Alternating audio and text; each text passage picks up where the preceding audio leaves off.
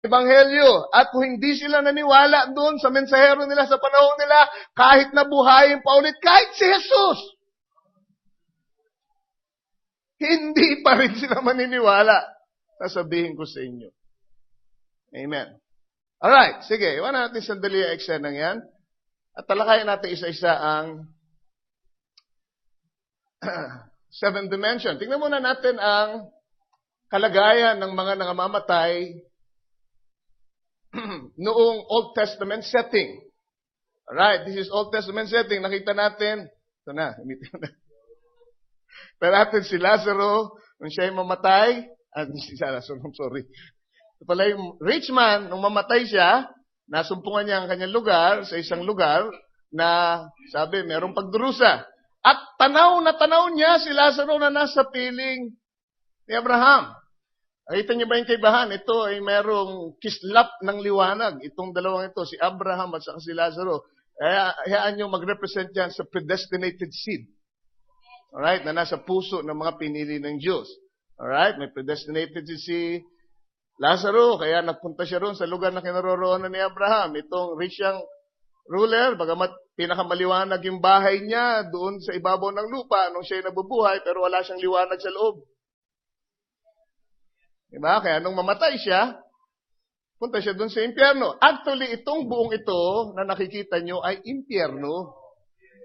Dahil nung Old Testament, nung nangangaral, nung bigkasin ni Jesus, ang parabolang ito, hindi pa nabububo ang kanyang dugo para ipanglinis sa kasalanan ng sanglibutan. Kaya kahit mananampalataya ka, katulad ni Lazaro at ni Abraham, pag namatay ka, impyerno pa rin ang punta mo ng Old Testament. Kaya lang, doon sa impyerno ay merong dalawang compartment.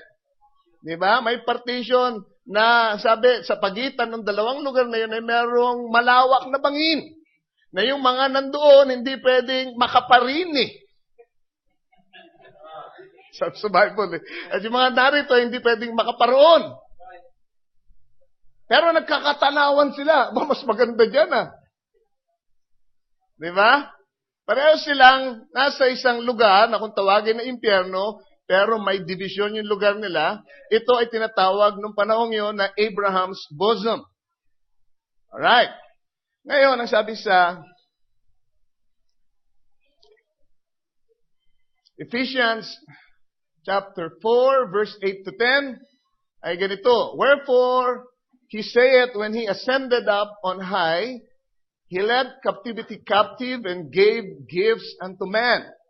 Remember, ating Panginoon ay napako sa krus, namatay, nilibing, pero siya'y nabuhay na maguli. At nung siya'y mabuhay na maguli, actually, habang yung kanyang katawan ay nakahimlay sa libingan, ang kanyang kaluluwa ay nagpunta saan? Okay? At, ang sabi rito, ang ginawa niya doon ay kanyang kinuha yung mga nakakulong. Right? Kasi ito, nakakulong eh, oh. Eh, si Lazaro sa si Abraham lang, pero marami pang ibang mga nangamatay na nakasama nila dyan. At lahat sila ay nakakulong. Amen? Nung panahong yun, dahil ang dugo ay hindi pa nabububo. Pero ang sabi, nung siya'y pumunta roon, he led captivity captive.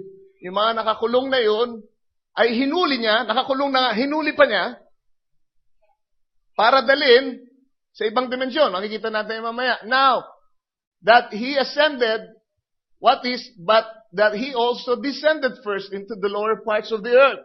He that descended is the same also that ascended up far above all heavens, that he might fill all things. Ang pakay daw ng Panginoon, kaya siya nanggaling sa taas at pumanaog hanggang dun sa impyerno para mapuspos niya ang lahat ng mga bagay.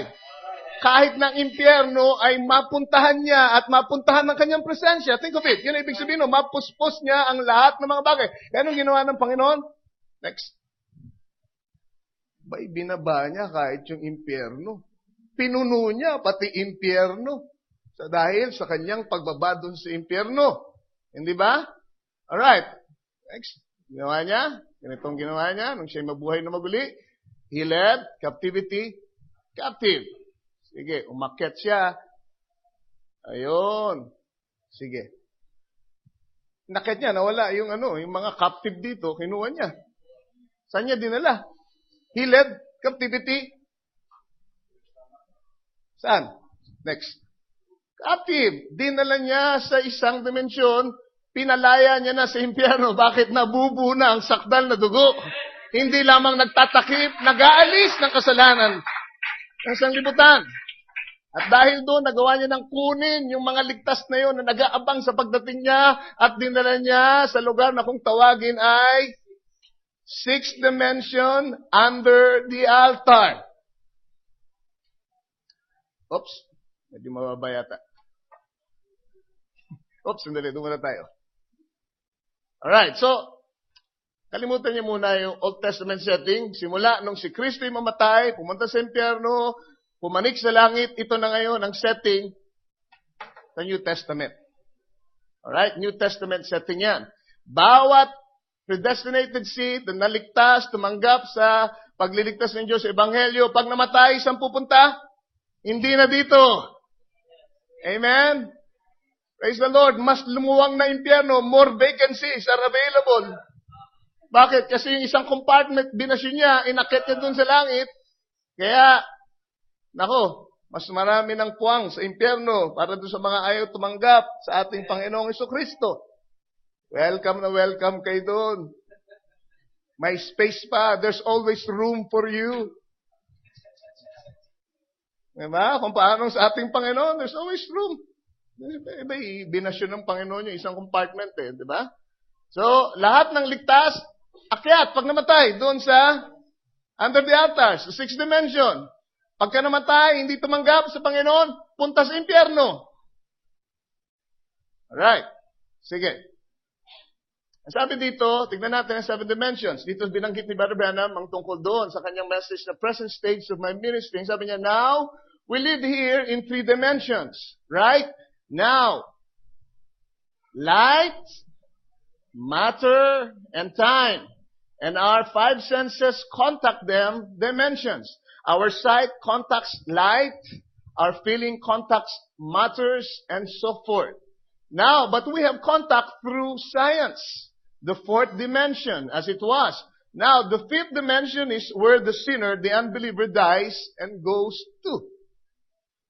The fifth dimension is the kind of the, horrible dimension. Sabi nga ni Brother Branham, yung mga napupunta roon ay parang natatrap o parang nababangungot. Diba? Ganun raw ang kalagayan nila. Tapos na ang oras nila dito sa lupa, pero di naman sila pwedeng pumunta sa langit, of course. Kaya natrap sila somewhere, wala silang katawan, wala silang theophany na lilipatan, kaya sila ay pag-alagala hanggang sa kamatayan nila ay wala silang kapahingahan.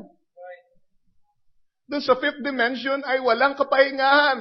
Doon sa fifth dimension ay puro pag-aalala pa rin. Fifth dimension, lahat ng problema, maiisip mo pa rin. Samantalang sabi ng ating Panginoon, pagdating nyo doon sa piling niya, ang alaala ng masasama ay wala na, mapapawi na.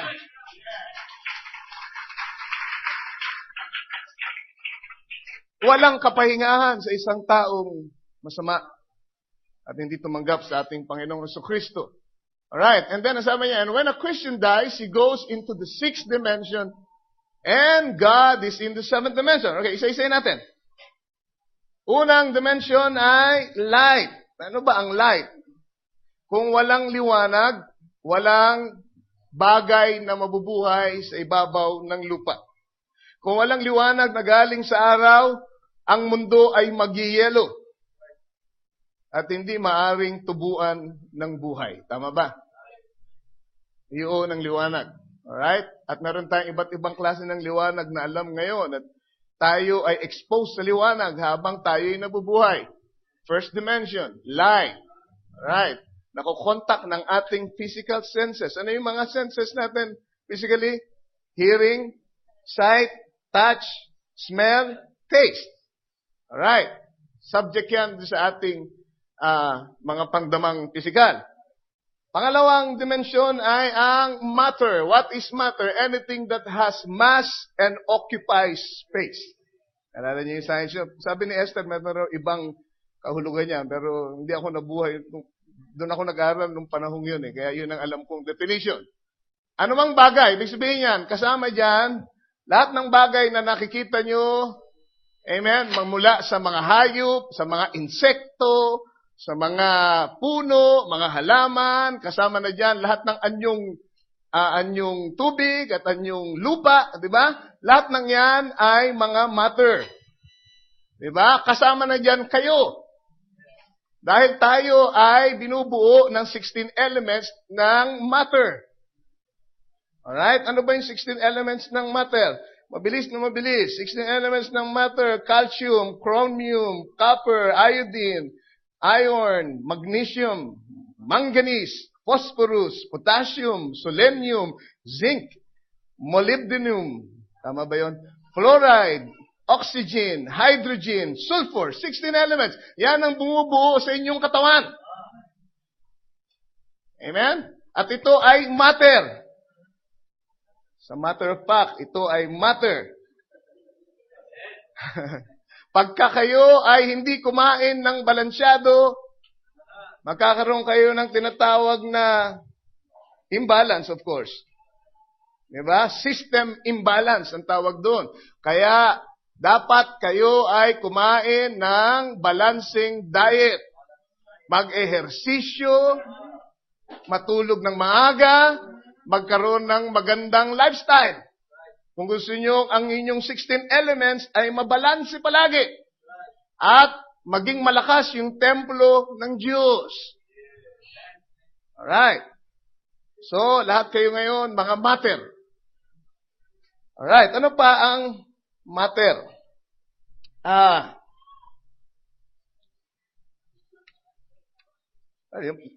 Lampasan natin yung matter. Tayo susunod. Time. Ang time ay nagsimula ng kailan? Kanina, alas 6, hindi. Ang time ay nagsimula ng alauna naman. Hindi. Ang time ay nagsimula nung mahulog ang tao sa kasalanan. Dahil sila ay nabubuhay sa eternity habang di sila nagkakasala. Hindi dapat mamamatay si Adan at si Eva kung nanatili lang sila sa salita ng Diyos. At hindi sila lumabag sa utos ng ating Panginoon at pumitas ng bunga ng punong kahoy ng pagkakalam ng mabuti at masama.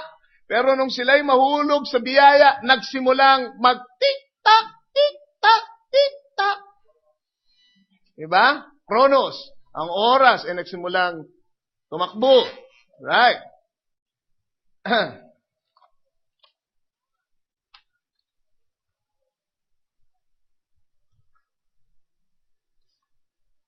Kaya nga, sabi sa Biblia, dahil doon, lahat daw ng ipinanganak ng isang babae, Job chapter 14 verse 1, is of a few days. Amen? And full of trouble. Kundi sana nagkasala sa Eva at Adan, hindi ganyan ang kwento ng ating buhay. We'll be living for eternity. Amen? Sa presensya ng Diyos, ng malusog at masaya, walang problema at lahat. Pero, alam natin, ang plano ng Panginoon, pinahintulot niya yun para ma-express ang iba niyang mga attributes at mas ma-appreciate natin yung kalagayan ng perfect world pagbalik natin doon. Kasi dinanas natin ang maghirap at dumanas lahat ng klase ng sakit at lahat ng klase ng kasamaan dito sa ibabaw ng lupa. Kaya nga pagpunta natin doon, mas ma-appreciate natin ang langit. Alright, so that's time. And then the fourth dimension is science. What is science, class? What is science?